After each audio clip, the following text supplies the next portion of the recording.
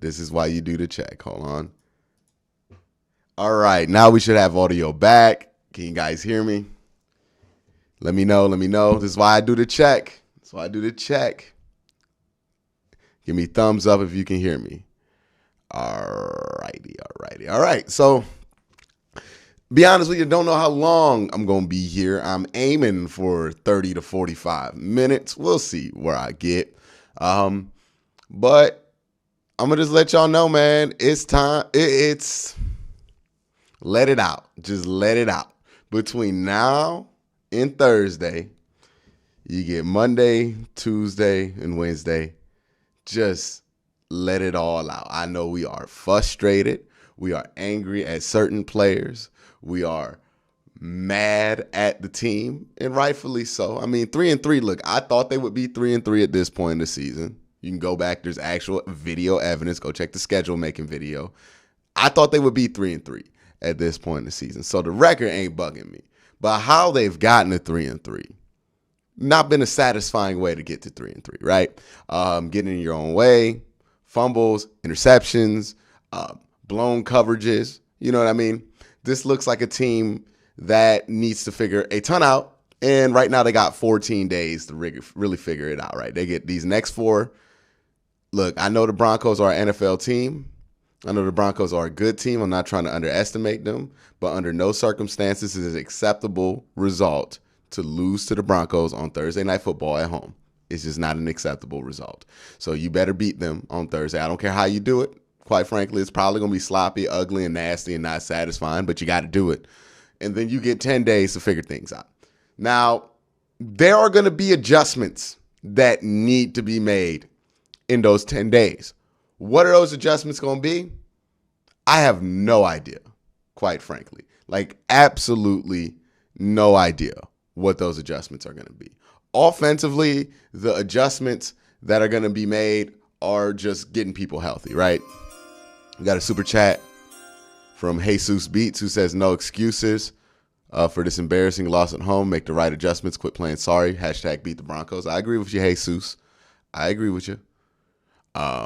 But, it's offensively, the biggest things I think is going to happen is Conklin or Wills might be back by the time you're ready to play Pittsburgh on the 31st. And if you can get that, plus Jarvis, maybe Odell, and then, Baker, look, Baker's shoulder, that's going to be messed up for the whole year. Now, I'm going to give him credit where credit is due. Yeah, he had a bad game. Like, it wasn't a good game, because fumbles don't show up on the QB stat line. It's not going to look that bad. But he had 3 turnovers. You know what I mean? They were all forced turnovers from Baker Mayfield. They were an interception, a bad one, and then 2 fumbles. It's a huge reason why they didn't win this game. I mean, among many. Like, there's not one person that's responsible for that turd they just put on the field there. But it's among things, right? He did not have a great game, but I thought as far as him throwing the ball, his accuracy after he retore that shoulder, it looked fine. I think he'll be fine, right? I think if he can I think his problems aren't really going to be with the shoulder. It's going to be with him kind of trusting the offensive line. I think you get the offensive line back. You get Jarvis Landry back. I think the offense is going to look a lot better. Now, we don't know when Nick Chubb's coming back.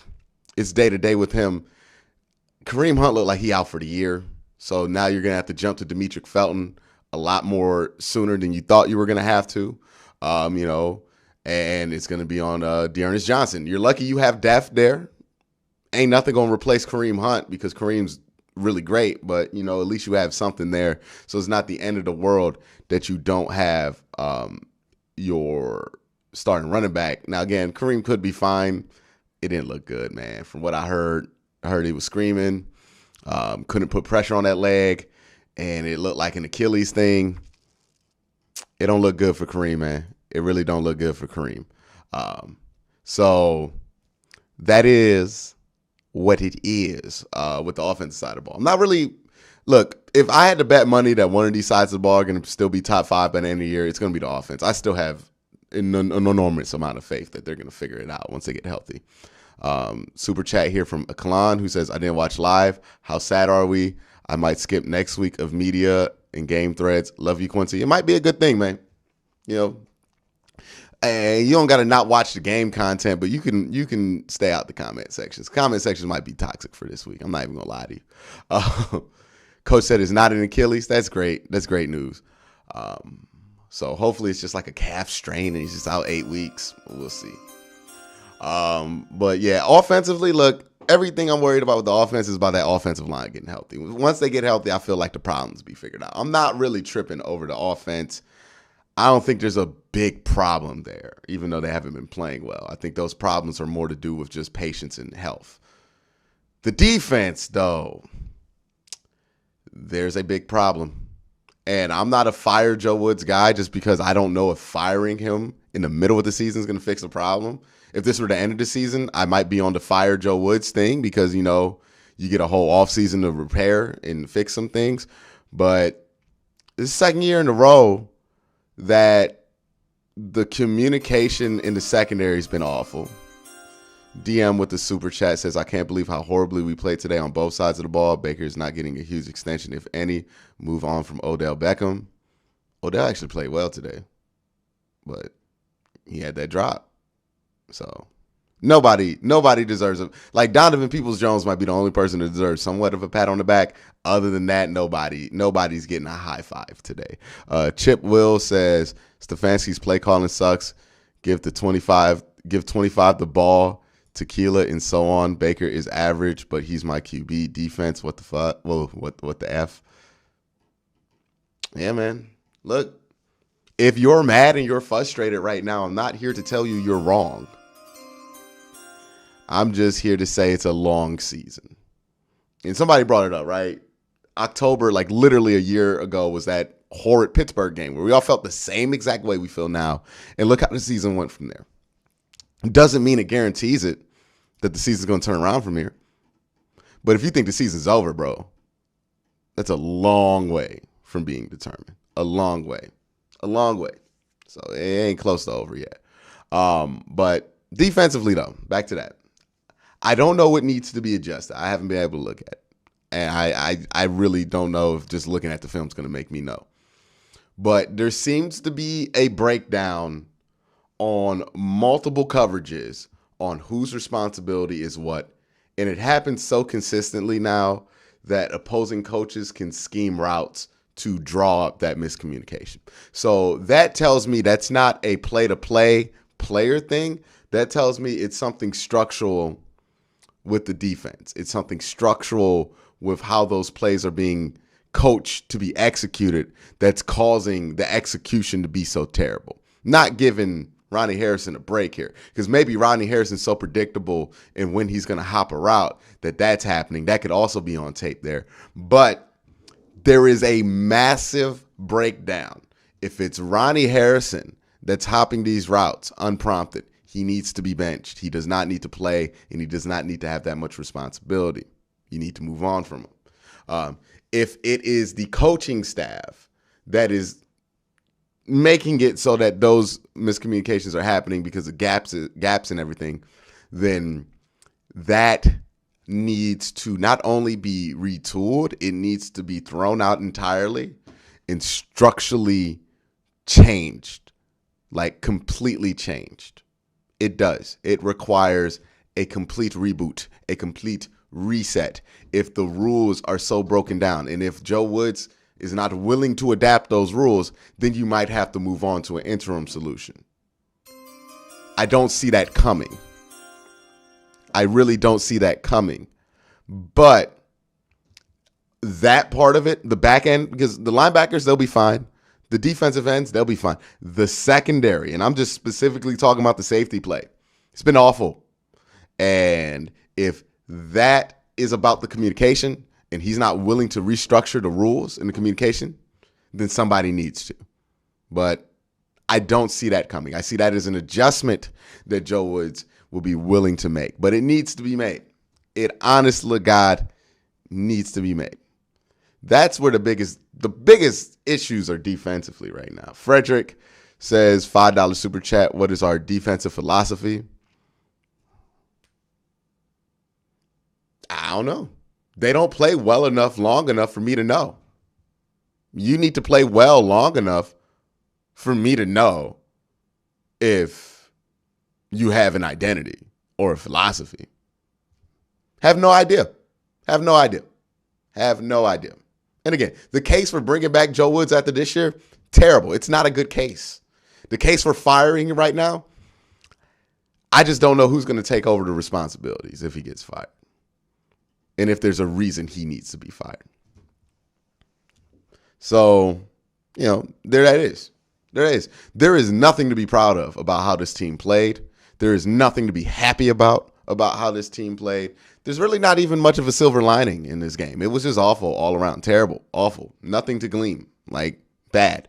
Baker played bad. 3 turnovers. That's bad. He had the Hail Mary, and he had a hell of a drive at the end. Good on Baker. But, bad. Tough guy. Toughest guy. Toughest quarterback ever for the Cleveland Browns. Played bad, though. Played bad. Defense, played bad. Played bad. Flat bad. They played well in some spurts, right, where they were forcing the 3 and outs, but then when the defense was playing well, the offense was terrible. Nothing to be proud of. Absolutely nothing to be proud of.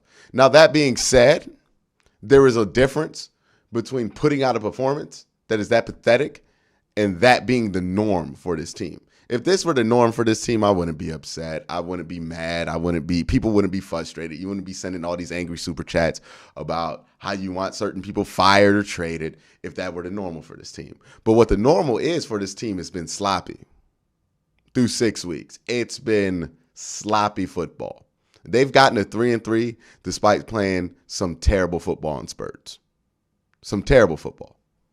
They're lucky they're not 2-4 with how awful they played versus the Vikings, offensively at least, right?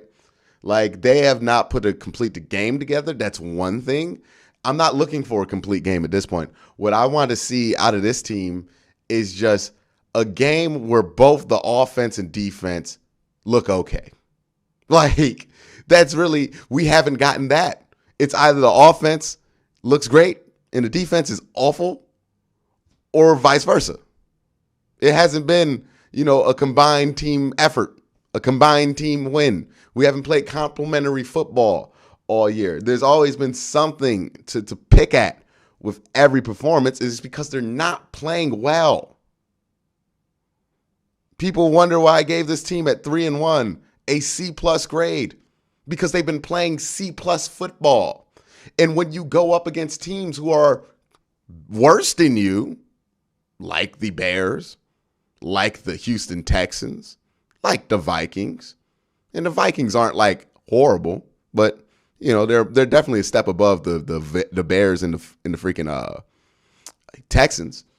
But when you play teams that are worse than you, you can win those games given a C+ effort.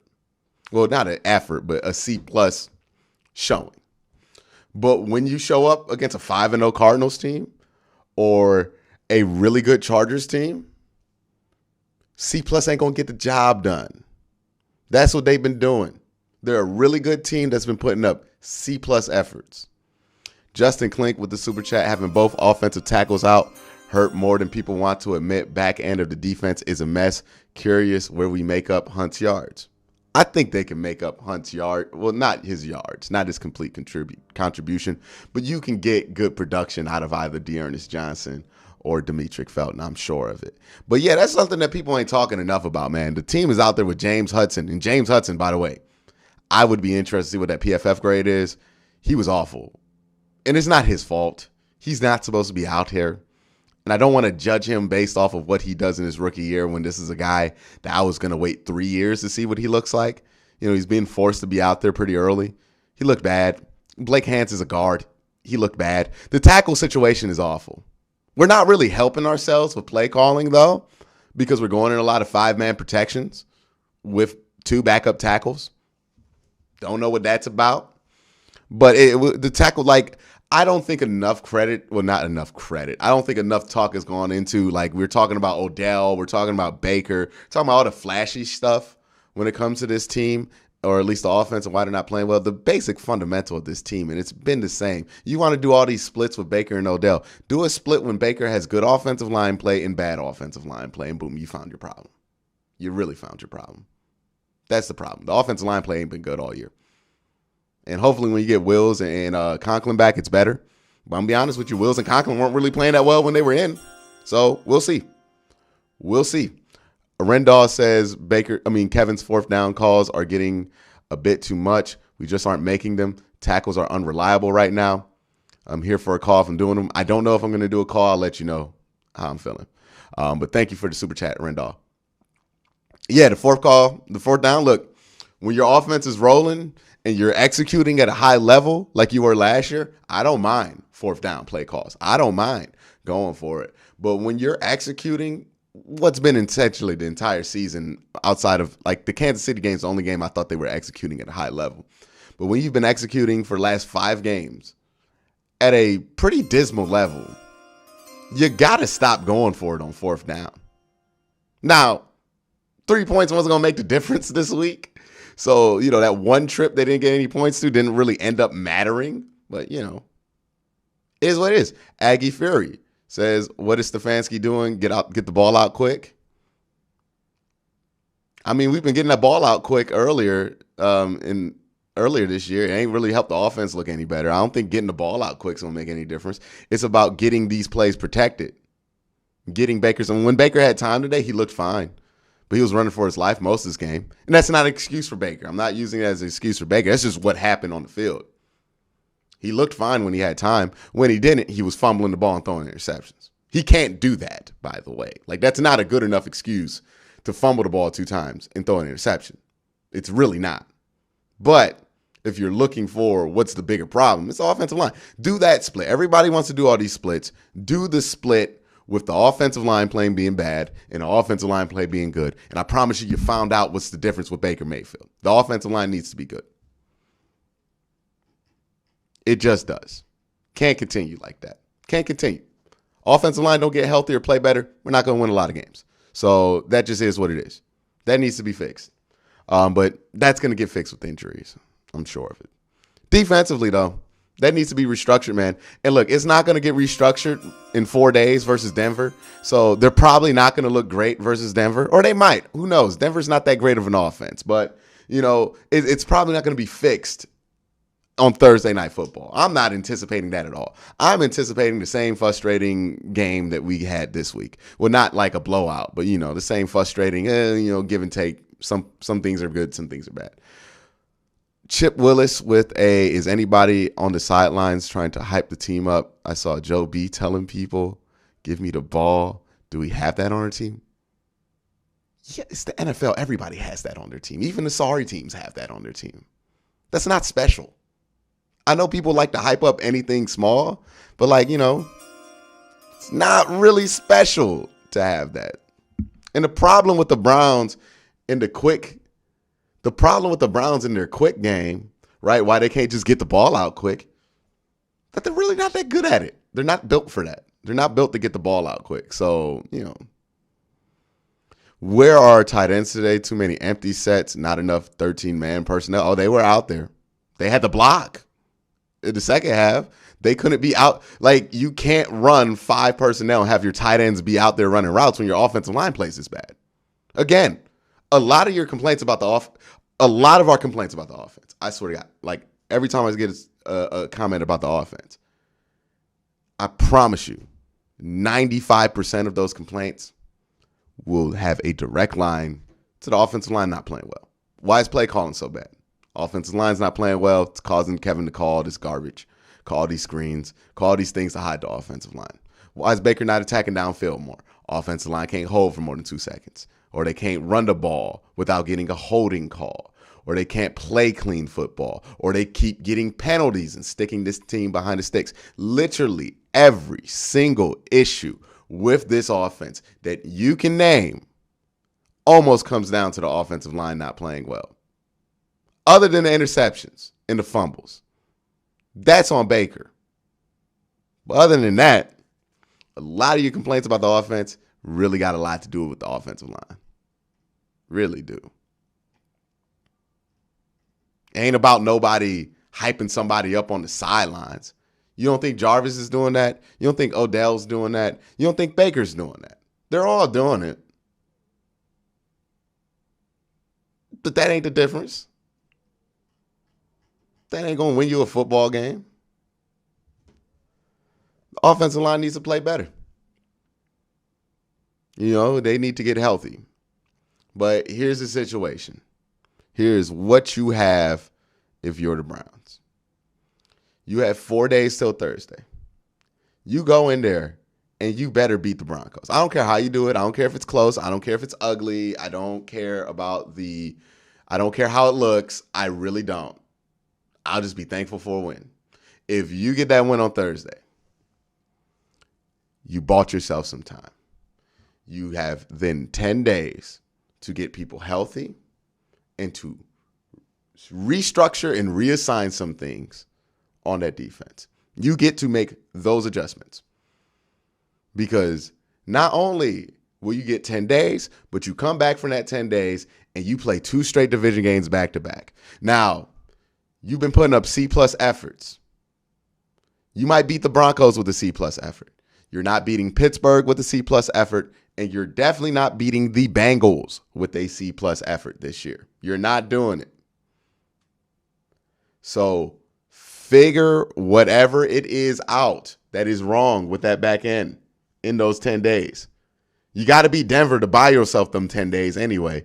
But beat Denver, buy yourself the 10 days, and then if you come back and you beat Pittsburgh and Cincinnati coming off of your mini bye, you fine. You back where you started.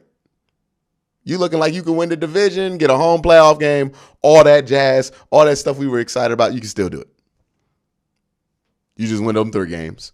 Even if you win only 2 of those games. Well, if you got to beat the Broncos. I'm not going into the mini bye under 500. That's unacceptable. You got to beat the Broncos and, beat Pittsburgh. You beat Pittsburgh and you lose to Cincinnati. It's going to stink for me personally because, I'm going to have to deal with it from the Cincinnati fans. They're going to be trolling my ass. But team-wise, it'll be fine. You know what I mean? But you go in, you'll be fine. You'll be all right. You'll be back to talking about winning the division. If you if you lose this game to Denver, then we're talking about sneaking into the wild card. And let me tell you something, the AFC record the Browns have is atrocious. They are 0-3 versus other AFC opponents. Not doing themselves a favor here, man. Not really doing themselves any favors here. So if you are a Browns fan and you're wondering how they're going to be able to achieve some of these things that we thought they could achieve this year, it's real simple. They got 14 days, 4 games till Thursday to win, right? So you win on Thursday, and then you got 10 days to figure it out, make some adjustments, play some cleaner football, and come out to start that division run on fire. You win those division games after that mini bye, and you end if you get to the middle of November and you are 6-3? Ain't nobody going to be talking about what's happening now. It'll be just like that Pittsburgh game. It'll be forgotten about. But if you don't, you in trouble. Season's getting real.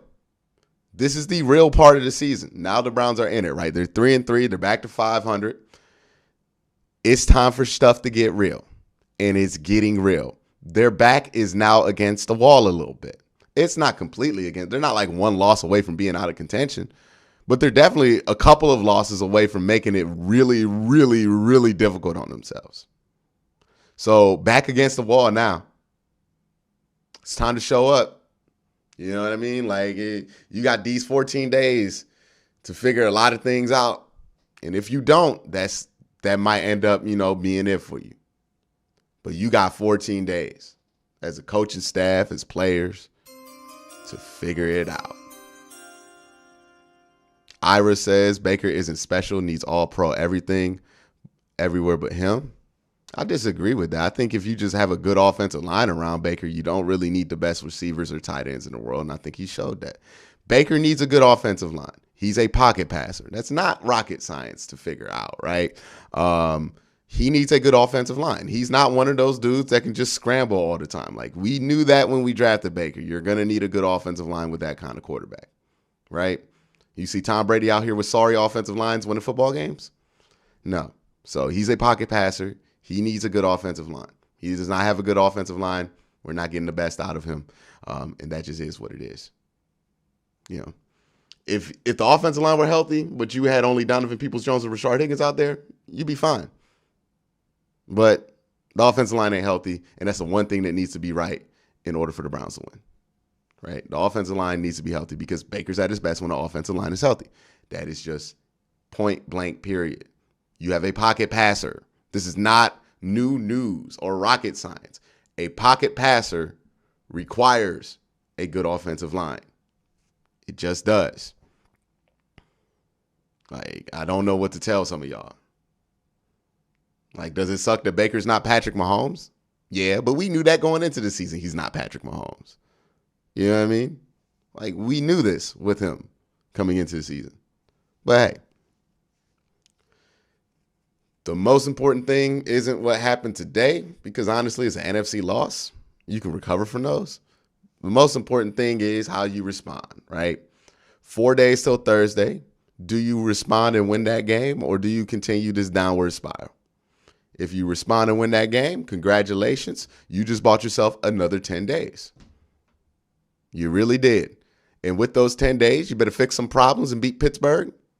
And it'd be really nice if you beat Cincinnati. And if you do that, we good. Max with the super chat, are pocket passers a liability in today's NFL since they only rely on their O-line? No, Max. They're not a liability. A pocket passer just won the Super Bowl last year. You just have to have a good offensive line. It's not impossible in the salary cap era to pay your quarterback and have a good offensive line. That happens all the time. You just need to have your offensive line play well. Can't have both your tackles out. So, no, it's not a liability. And Baker's not like a statue. He can do some things if the offensive line playing well.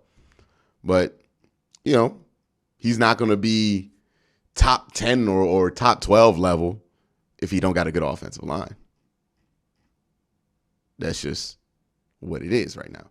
And how Baker's been playing when he hasn't had an offensive line looks pretty average without an offensive line, right? Because in order for Baker to look special, he does need an offensive line. We knew this coming in to Baker Mayfield's entire career. Like, Josh Allen, somebody who could look good without a good offensive line. That's why he's going to get $45 million. Lamar Jackson, same thing. But those guys don't become free agents, so you can't trade for them. So it is what it is. You have Baker. You know how to make Baker look good. You know how to make Baker play well.